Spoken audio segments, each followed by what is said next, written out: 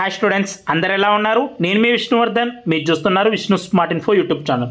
Students, NEET 2024కి సంబంధించి Telangana state ranks అయితే మనకి రిలీజ్ అయిపోయాయి.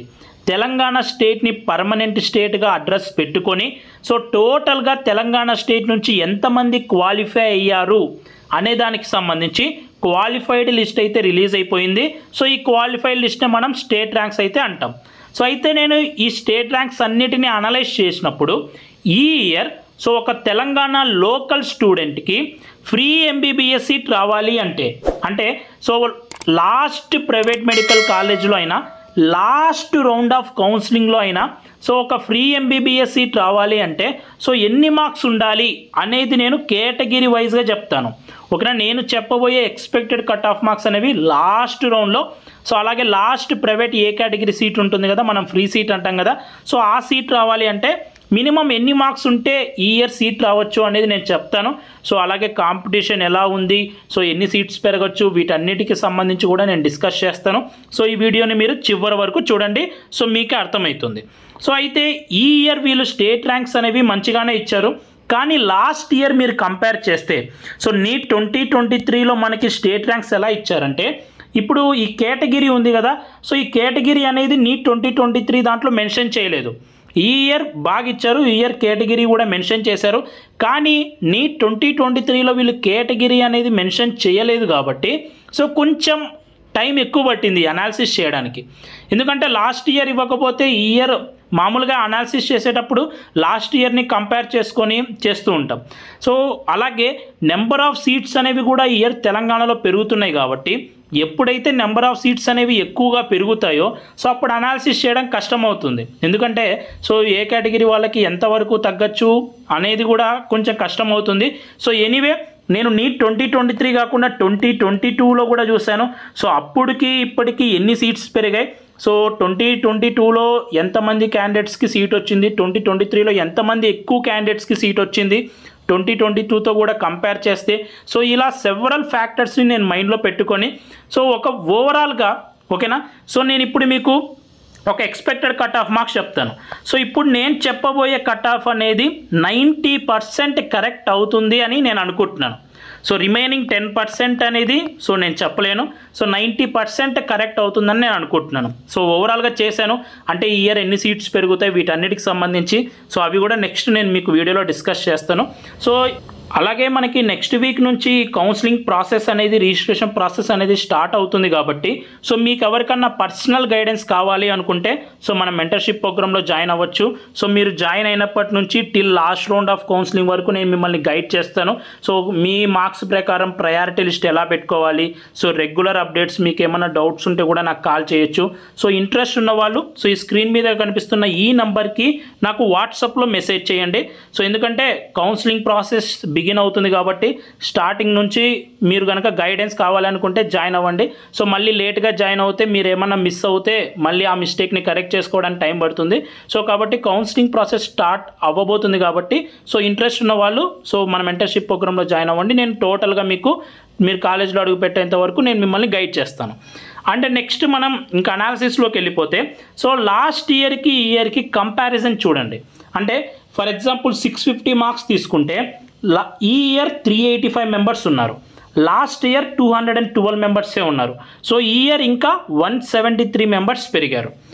అలాగే నెక్స్ట్ 600 మార్క్స్ దగ్గర చూడండి, 550 దగ్గర చూడండి, అండ్ 500 మార్క్స్ దగ్గర చూడండి.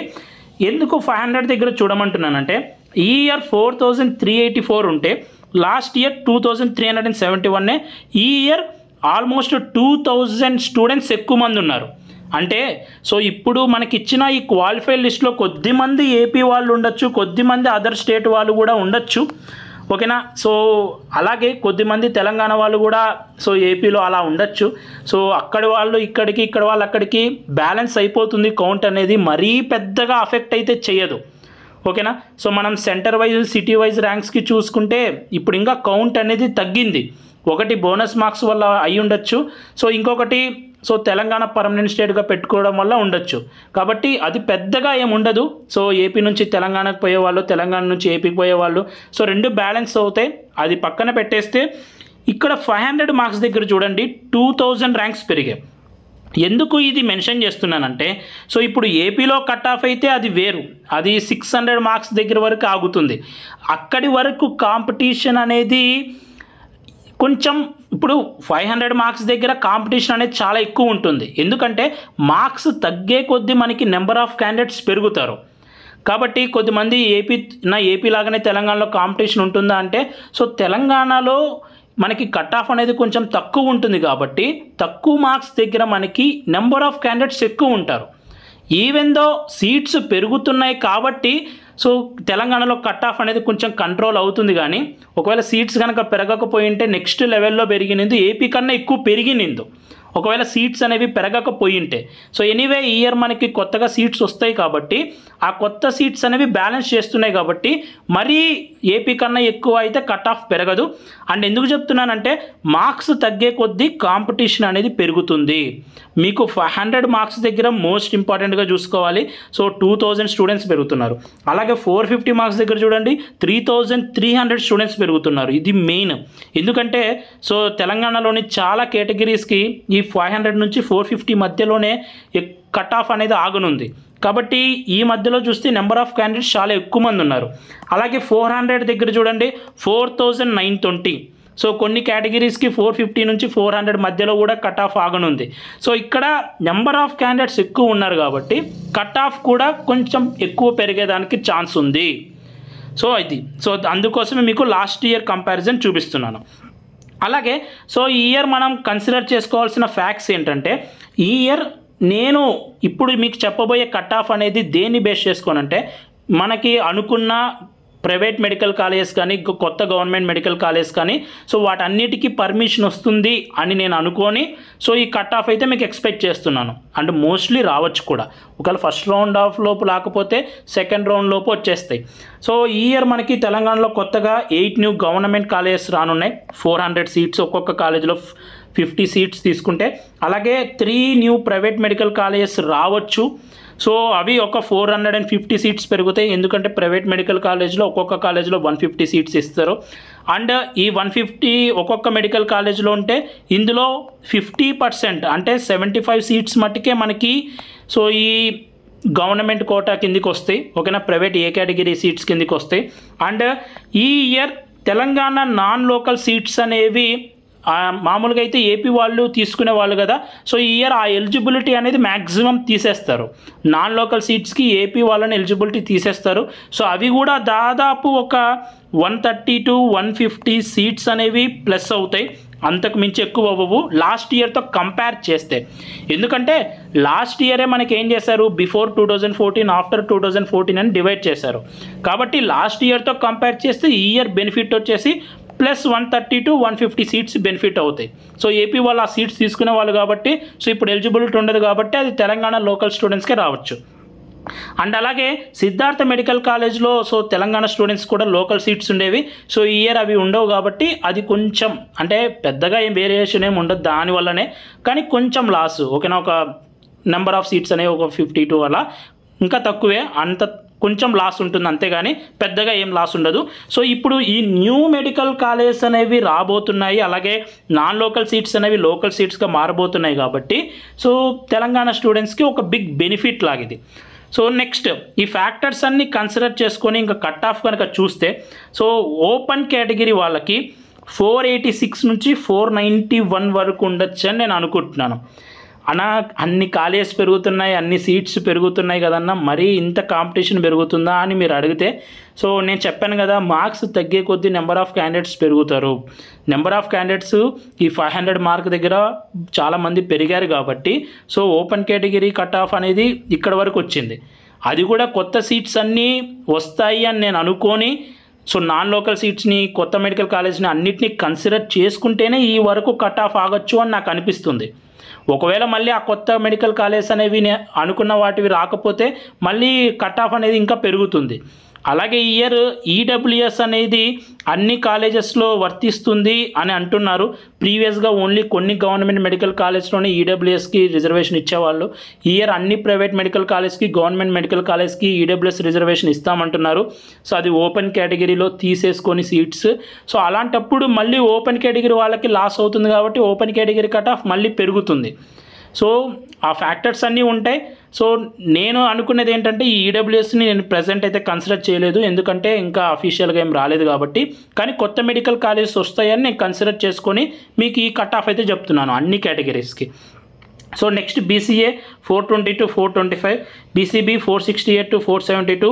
సో అండ్ బీసీఏ కూడా చూడండి, ఎందుకంటే మార్క్స్ తగ్గే కొద్దీ మళ్ళీ చెప్తున్నాను నెంబర్ ఆఫ్ క్యాండిడేట్స్ పెరుగుతారు కాబట్టి లాస్ట్ ఇయర్తో కంపేర్ చేస్తే కట్ ఆఫ్ అనేది పెరగచ్చు. అంటే మనకి ఈ స్టేట్ ర్యాంక్స్లో ఏంటంటే ఓబీసీ అనే ఉంటుంది, ఓకేనా. సో బీసీఏ బీసీబీ ఇలా ఉండదు కాబట్టి విత్ ఇన్ ద బీసీఏ వాళ్ళకి లైక్ బీసీఏ నుంచి బీసీఈ వాళ్ళకి సో వీళ్ళకి చెప్పాలంటే కొంచెం కష్టమే, కానీ ఓవరాల్గా చెప్తున్నాను. నెక్స్ట్ బీసీసీ చూడండి, బీసీడీకి 470 to 475, బీసీఈ 468, మైనారిటీ వాళ్ళకి ఇంత ఉండొచ్చు. అండ్ ఎస్సీ వాళ్ళకి 434 నుంచి 439, ఎస్టీ వాళ్ళకి 445 to 450, ఓకేనా. సో నేను లాస్ట్ ఇయర్ ఎన్ని సీట్స్ పెరిగితే ఎంతమంది కొత్త క్యాండిడేట్స్కి సీట్ వచ్చింది, ఈ ఇయర్ ఎన్ని సీట్స్ పెరుగుతున్నాయి, ఎంతమంది కొత్త క్యాండిడేట్స్కి సీట్స్ రావచ్చు అంటే ఫర్ ఎగ్జాంపుల్కి చెప్తాను చూడండి. 2022లో ఒక 2000 మెంబర్స్కి సీట్ వచ్చింది అనుకోండి ఒక స్టేట్ ర్యాంక్ దగ్గర, 2023లో 3000 స్టూడెంట్స్కి సీట్ వస్తుంది. ఎందుకంటే నెంబర్ ఆఫ్ సీట్స్ అనేవి 2022తో కంపేర్ చేస్తే 2023లో పెరిగాయి. అలాగే 2024లో ఎన్ని సీట్స్ పెరగచ్చు, ఇక్కడ ఎక్కువగా బెనిఫిట్ అయ్యే వాళ్ళు ఎవరు అనేది సో నేను చూసుకొని దాని ప్రకారంగా అనాలిసిస్ చేశాను. అలాగే ఎంతమంది ఇయర్ ఉన్నారనే దాని పరంగా అనాలిసిస్ చేసినప్పుడు నాకు ఇది అనిపించింది. సో ఎనీవే ఇది ఏమైనా మీ అవగాహన కోసం మాత్రమే. సో ఎందుకంటే ఇంకా కౌన్సిలింగ్కి టైం పడుతుంది కాబట్టి కొద్దిమంది లాంగ్ టర్మ్ వెళ్ళాలనుకుంటారు, నెక్స్ట్ ఏంటి అనేది ఆలోచిస్తుంటారు కాబట్టి ఒక అవగాహన కోసం మాత్రమే. నెక్స్ట్ పక్కాగా మనకి ఎప్పుడు తెలుస్తుంది ఏంటంటే మీరు ఆన్లైన్ అప్లికేషన్ పెట్టుకుంటారు కదా, సో ఇంకో 1 వీక్లో రిజిస్ట్రేషన్ ప్రాసెస్ అనేది స్టార్ట్ అవ్వచ్చు. సో ఆన్లైన్ రిజిస్ట్రేషన్ ప్రాసెస్ మీరు పెట్టుకున్న తర్వాత మీ సర్టిఫికెట్స్ అనేవి వెరిఫై చేసిన తర్వాత మెరిట్ లిస్ట్ అనేది రిలీజ్ చేస్తారు, ఓకేనా. స్టేట్ మెరిట్ లిస్ట్ అనేది రిలీజ్ చేస్తారు. ఈ స్టేట్ మెరిట్ లిస్ట్లో మనకి ఏ కేటగిరీ వాళ్ళు ఎంతమంది ఉన్నారో తెలుస్తుంది, అప్పుడు ఇంకా బాగా చెప్పచ్చు, ఓకేనా. సో అప్పుడు మ్యాక్సిమం 95% కరెక్ట్గా చెప్పచ్చు. సో ఇప్పుడు కేవలం 90% మాత్రమే ఇది నిజం అవుతుంది అని నేను అనుకుంటున్నాను, రిమైనింగ్ 10% ఏమైనా అవ్వచ్చు. సో ప్రెజెంట్ వరకు స్టేట్ ర్యాంక్స్ అనాలిసిస్ చేసినంత వరకు సో ఇది నా expected cut off marks. So ఇంకా చూద్దాం నెక్స్ట్ ఏమవుతుంది అనేది. సో ఇది లేటెస్ట్గా వచ్చిన అప్డేట్. అండ్ మీరు కనుక పర్సనల్ గైడెన్స్ కావాలి అనుకుంటే మన మెంటర్షిప్ ప్రోగ్రాంలో జాయిన్ అవ్వచ్చు.